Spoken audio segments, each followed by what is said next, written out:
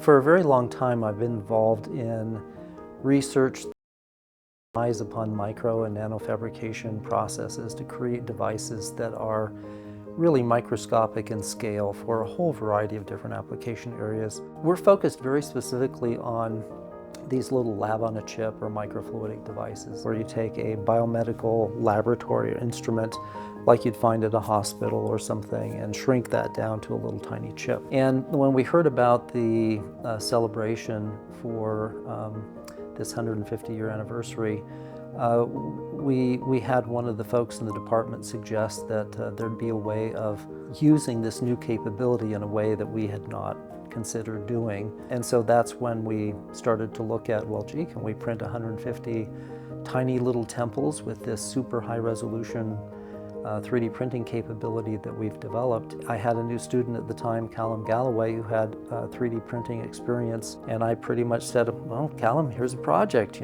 go. And that's pretty much all I had to say, and he just was awesome. He took it and ran with it and developed everything that was needed. On the temple chip, it's 150 unique temples. There's a lot of temples that have very, very similar floor plans. So I went through and I did research finding the first 150 chronological temples that had unique floor plans, and that gives the most variety to the chip. 3D printing of every other type that I've done is very different from what we normally do in the lab.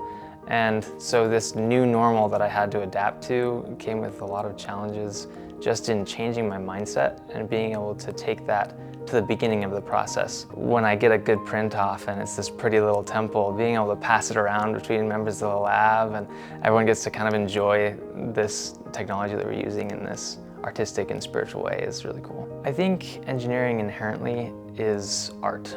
It's a very hazy line between the two.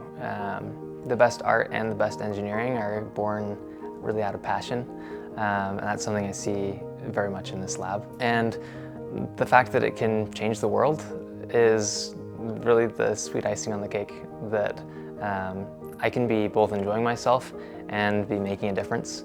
And I think if everyone had that opportunity to kind of combine those things, the world would be a very different place.